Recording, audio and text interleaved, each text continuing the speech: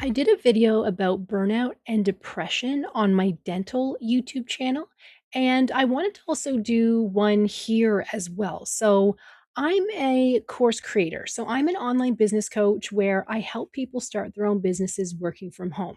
But that really stems to why I started to work from home in the first place. To make a very long story short, I'm a dental hygienist and I love my dental career, but I became burnt out working in certain dental offices where it was just too fast paced. I never got a lunch. They would cram in patients. I had to travel an hour to and from work. I would come home, basically make dinner, go to sleep, do it all again. That's what it felt like. It got to the point where I was dreading Monday on like Saturday night. So I was thinking about Sundays on Saturday nights. And then I thought, oh, I just have one more day until Monday where I have to start work again. But the thing was, when I was with my patients, if I didn't have a crazy schedule, or let's say the next patient canceled, so I had a big break, I loved what I did. Patients would always say to me, thank you for making me feel comfortable. I've never had a dental hygienist who cared as much. You have made my dental anxiety go away. Thank you. And, compliments make you feel good. But then when the schedule got crazy again, I I just couldn't handle it. And I found that I was burnt out. I didn't enjoy going to work. I was getting short with patience. Well, not short with patience, but things would quickly annoy me, whereas they never had before. And that's the classic signs of burnout. So, guess what? I made a change. And that's the biggest thing you have to do with burnout. So, you don't have to be in the dental career to experience burnout. You don't even have to have a job to experience burnout. Let's say you're a college student, or let's say you're a stay at home mom. Just because you don't work full time doesn't mean you can't get burnt out. Life can burn you out. But what you need to do is really see what the problem is, what's causing the burnout, and try to find solutions to it. So, no matter what stage of life you are in. Now, a college student or a university student is a great example because you're probably thinking, well, they can't just quit college or they can't just quit university. Of course, it's going to be hard. Hey, I've been there, I've done that. I found school very, very stressful because they jam pack all kinds of things, right? Tests, exams, clinicals. You have to get 90%. It was very, very hard. But I managed in other ways. Maybe that meant I couldn't work full time after school every day. Maybe I had to spend less money, not, shop so much so I could make more money. So I didn't feel like I had to work harder to make more money to just spend it on, shopping anyway. Or maybe that meant after school taking a 1 hour nap. That always made me feel so much better. But of course, all of these things don't always work in somebody's life. But take your life. What is really bothering you? What is really stressing you out? And make changes. You're the only one who can change. Let's say you work from home. You're a course creator. You help people build websites, courses, start their YouTube channel. You're a social media content creator, but maybe you are burnt out. Is it because you're taking on too many clients? Is it because you have very demanding clients that maybe they're not very nice and they're making you do more? Or maybe you have unrealistic timelines for yourself. For every new client, you do everything they ask for by the next day. Well, maybe it should take you a week to give you a little bit of time. Anybody can be burnt out. But you also have to be able to recognize the signs. And what are they? So basically, being burnt out means things you have enjoyed in the past, you no longer enjoy, or something as simple as you are dreading the next day, you are dreading the next thing, you are dreading going to work, you are dreading this or dreading that. That's not good. I mean, you don't have to be happy and excited all the time, but you shouldn't be sad or dreading things either. But another sign of burnout is, do certain things make you really happy? For example, maybe work is burning you out because of maybe staff members or a busy schedule or unrealistic expectations by your boss. What if you took a week's holiday tomorrow?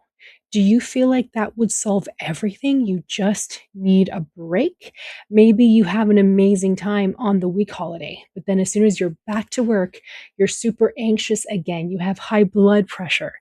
Those are signs of burnout where you do have happy moments when you're not at work or whatever's causing the burnout, and then you're burnt out and sad again.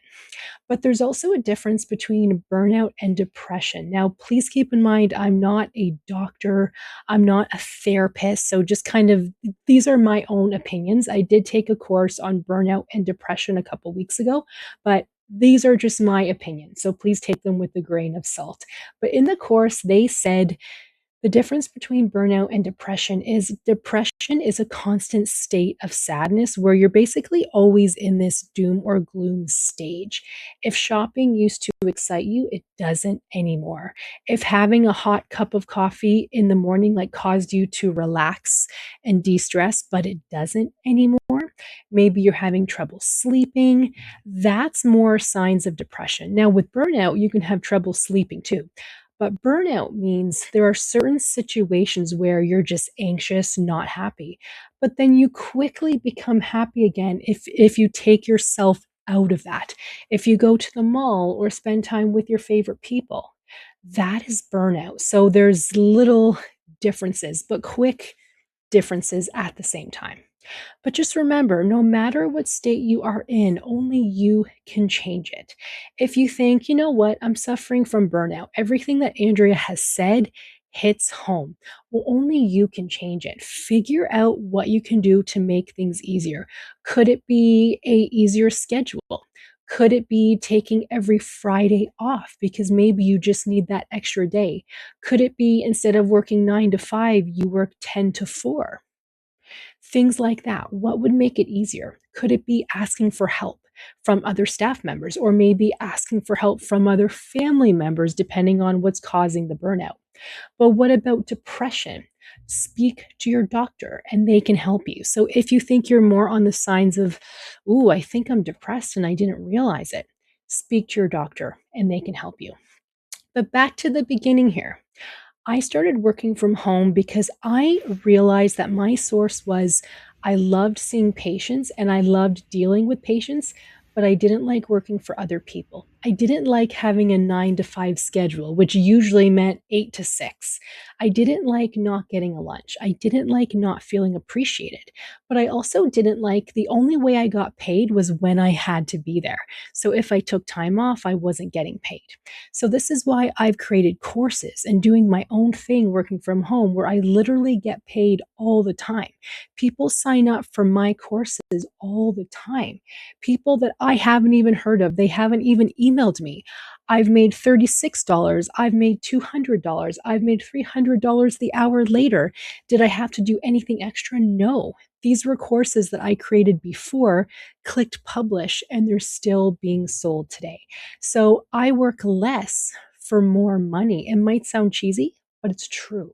And that makes me happy. I can enjoy my life doing other things and not feeling like I have to work, 9 hours a day every day, get 2 days off, and then have to dread going into work again. That sounds horrible.